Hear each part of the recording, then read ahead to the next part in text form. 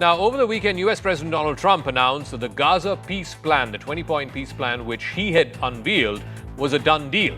But the devil is really in the detail. Hamas, Israel, and the United States are holding talks in Egypt right now, even as we speak.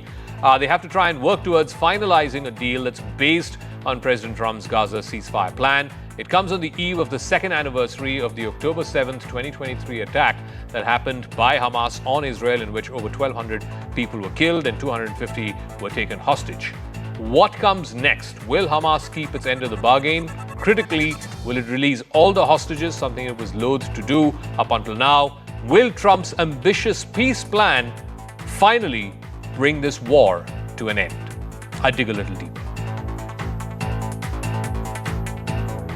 US President Donald Trump said that he believed Hamas was ready for a lasting peace.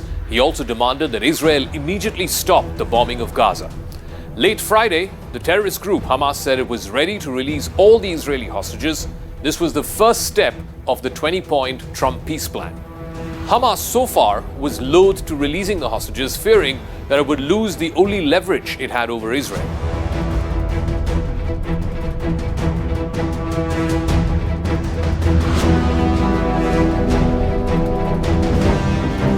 But the terrorist group also made it clear it wants to negotiate certain elements of the peace plan proposed by President Trump. On Monday last, President Trump, along with Prime Minister Netanyahu of Israel, had unveiled a 20-point peace plan for ending the war in Gaza.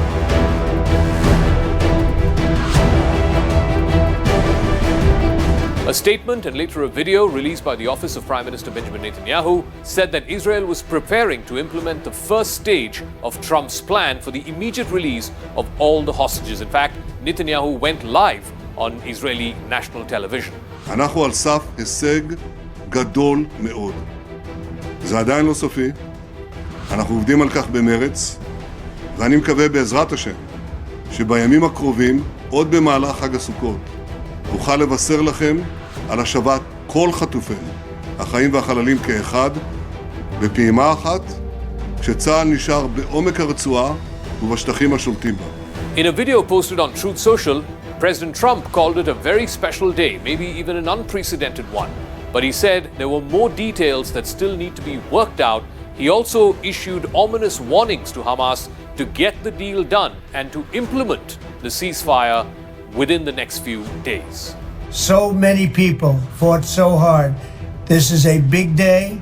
We'll see how it all turns out. We have to get the final word down in concrete. Very importantly, I look forward to having the hostages come home to their parents and having some of the hostages, unfortunately, you know the condition they're in, come home likewise to their parents, because their parents wanted them just as much as though that young man or young woman were alive.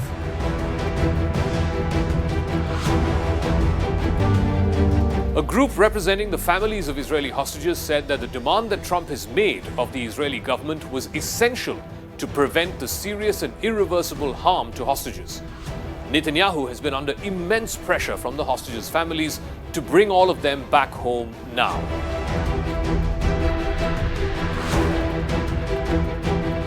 The armed terror group Hamas said it would release the hostages according to the exchange formula that is contained in President Trump's proposal.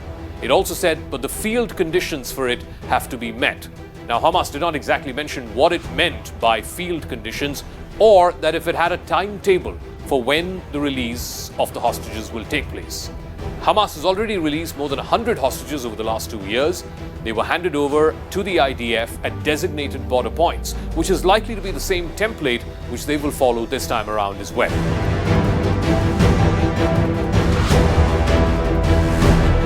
The Hamas statement also said that the group agreed to hand over the administration of the Gaza Strip to a Palestinian body which consists of independent technocrats based on Palestinian national consensus and with the support of Arab and Islamic countries. They were opposed to the idea of foreigners like Tony Blair, the former British Prime Minister, to be overseeing the Board of Peace, which will help reconstruct Gaza. President Trump happens to be the chair of that board. It was not clear from the statement of Hamas if it also agreed to a stipulation that it called for the group to be barred from exercising any political power in a future Gaza. The statement also did not address the elements of the American proposal which called on Hamas to give up its arms, which has been a major demand of Israel, or the offer of amnesty for its members who commit to giving up arms.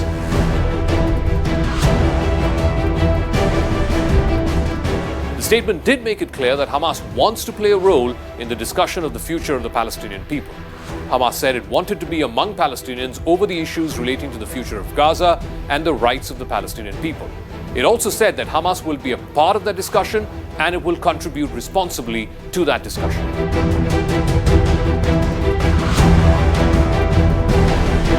Hamas's statement was released hours after Trump used a 300-word missive on social media in which he set a Sunday deadline for Hamas to agree to his ceasefire. Israel's September 9th strike targeting Hamas representatives in Qatar rankled government officials both in the region and in Washington. What it also did was to motivate an angry Donald Trump and his advisors to put pressure on Benjamin Netanyahu into supporting a framework to end the war in Gaza. Trump even made Netanyahu call up the Emir of Qatar, Sheikh Mohammed bin Hamad Al Thani, and offer a rare public apology for that strike in Doha. Trump made Netanyahu do this from the Oval Office before unveiling his peace plan. Trump also welcomed the 8 Muslim and Arab countries led by Saudi Arabia, Qatar, and the UAE, which had actively lobbied behind the scenes at the UNGA to get the White House to put more pressure on Netanyahu and end the war. There was also pressure from Western countries like France, Britain, and Canada, all of whom moved to recognize an independent Palestinian state.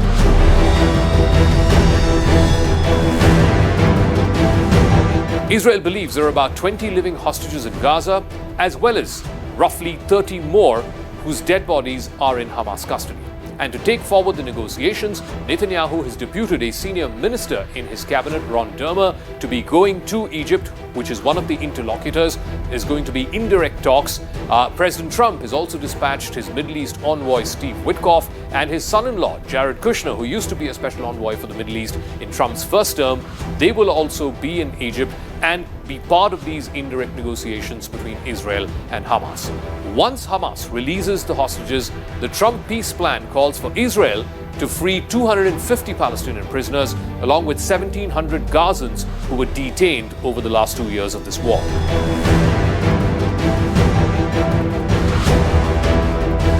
The war in Gaza began on the 7th of October 2023 after the Hamas-led attack on Israel, in which roughly 1,200 people were killed and 250 taken hostage.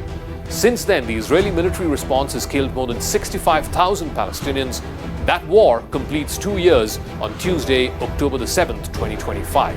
And finally, there is a glimmer of hope for the hostages and their families.